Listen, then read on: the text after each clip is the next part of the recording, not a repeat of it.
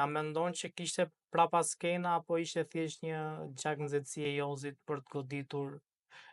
Gjesin për t'u hakmarrë për gjithë, po themi ngacmimet që ai ka bërë? Po flasim për dy personazhe që le të themi në ditët e fundit të Big Brother nuk është se kam pasur le të themi një lloj qasje pozitive. Unë i kam parë shumë ngacmues me njëri tjetrin. Jozi ke ditur le të themi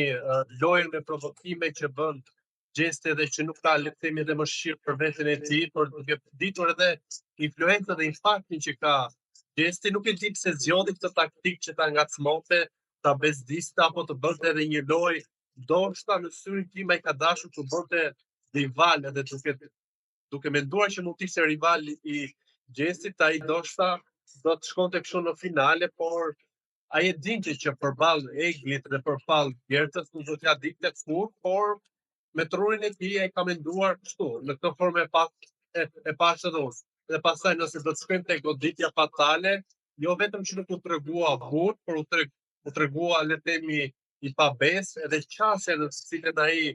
shkoi tek Gjesti le të themi duke e goditur me shuplak, ne dim që shuplaka është një lloj le të themi ragimi kur ne e bëjmë me më të dobtit edhe ai këtë ka dashur pa diskutim që në syrin tim ka qenë një plan që ai e ka menduar në kohë, pasi dhe qetësia e tij dhe dora tjetër që e futi te xhepi i pantallonave tregonte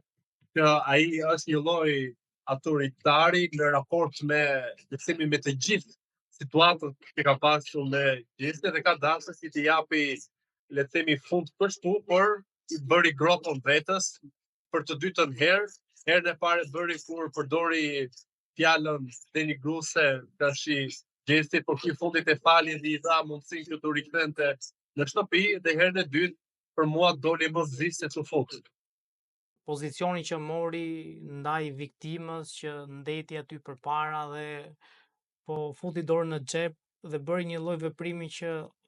u duk si një veprim prej gjakftoti, pra si e pat këtë lloj sjellje? Është pikërisht ai që thash unë, ai ka dashur se ta le të themi ta uli figurën e Gjesit, po edhe ta denigrojë në një farë forme, por bëri të kundërtën në asaj çfarë ai kishte menduar, edhe pse ishte një veprim që u dënua nga të gjithë. Dhuna nuk është mjeti që ti le të themi ti përgjigjesh një lloj loje nervash, një loje ku ti nuk fiton por dorëzohesh. Po dal nga tema në temë, edhe Gerta nuk preku finalen, por në mënyrë shumë dinjitoze, solare, duke të qeshur le të themi e pranoi vendimin e publikut. Do të kundërtën Jozi veproi le të themi në një formë agresive dhe nuk e di se sa e ka menduar për pasojat që do të ketë, pasi u bë në një televizion ku le të themi ato momente kanë parë me miliona, është bërë një temë kombëtare tashmë, ai është shpallur në grada sipas disa komenteve në rrjetet sociale në këtë, po që kjo është një temë që vetë që do ta trajtojmë, se për mua nuk ka lidhje fare të bëhet ky lloj krahasimi apo të çohet në këtë lloj përçarje që po bëhet sa herë që ka le të themi një përballje, se kur është një personazh që na bën krenar ne bashkohemi, por kur ndodh një incidencë direkt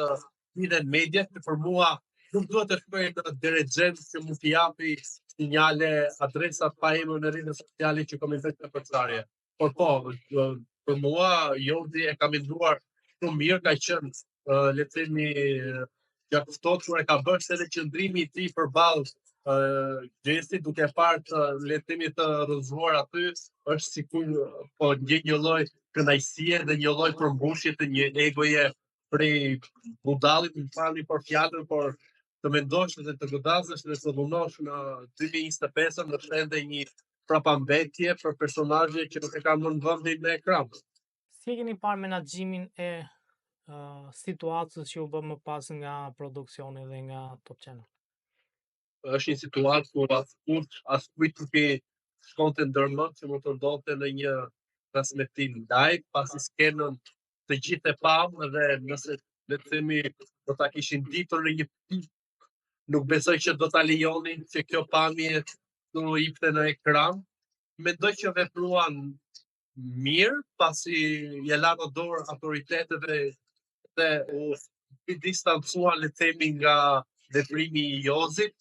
më shumë nuk besoj se do kishin se ç'të bënin. Po, ata kishin se ç'të bënin që mos i jepnin mundësinë të rikthehen për herë të dytë. Këtë mund të kishin bërë. Ka nxitur shumë debat, po themi kjo lloj sjellje e Jozit ndaj Gjestit, por ajo që kam parë unë në rrjete është që ka pasur një lloj ndarje në fakt që ekstreme që shumica po themi ose shumë thonin që bëri shumë gabim, është i dënueshëm akti i Jozit ndaj Gjestit, po ka pasur dhe njerëz që kanë thënë që shumë mira bëri Jozi Gjestit. Pra, a është e justifikuar dhuna në këtë rast? Çfarëdo lloj veprimi që shkon tek goditja, tek dhuna, për mua është çmenduri që ta shikosh le të themi si një lloj pranimi të ndëshkimit të një sjellje apo të provokimeve të vazhdueshme që mund të ketë bërë Gjesti. Loja Big Brotherit e tillë është me provokime, nuk ka një lojë le të themi me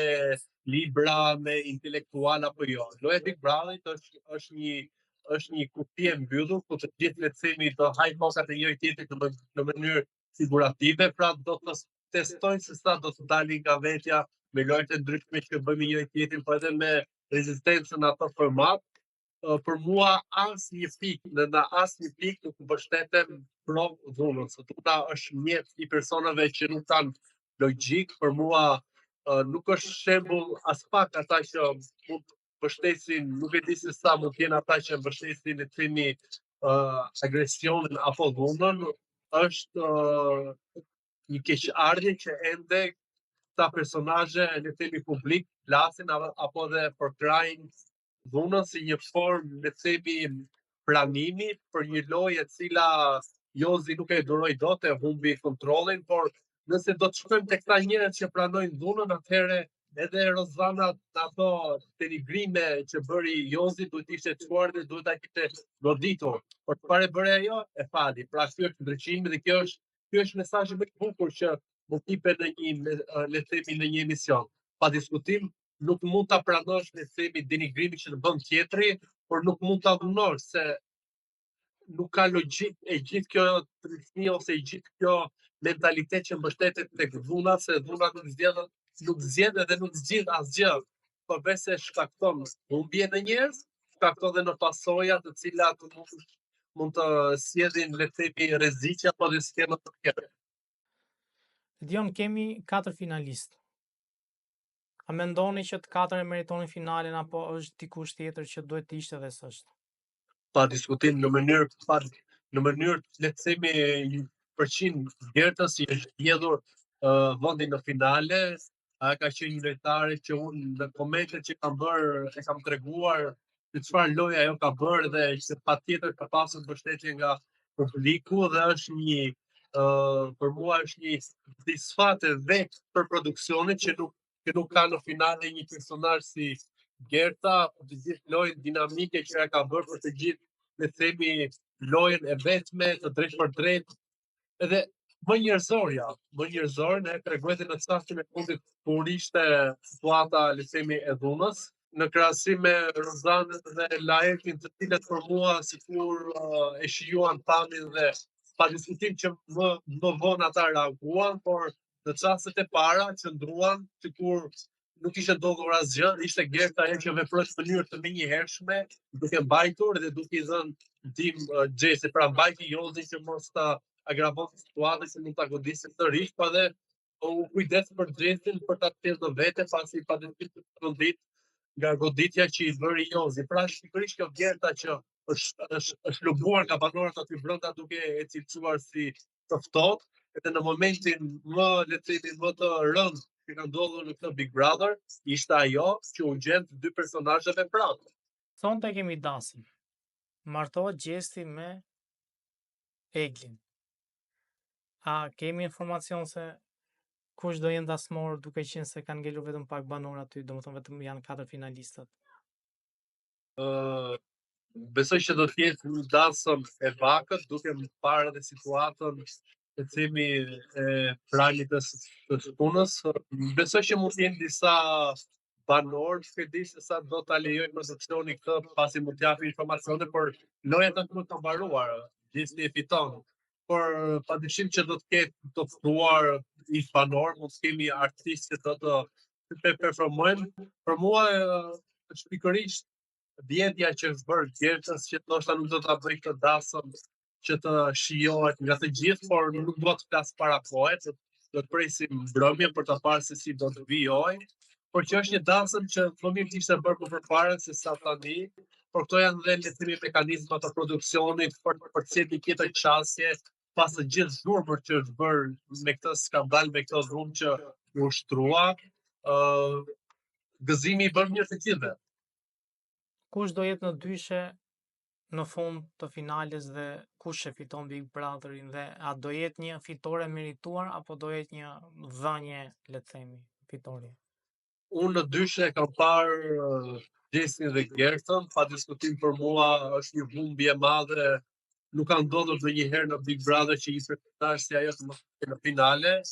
Unë ata të dy kam parë, tani në dyshe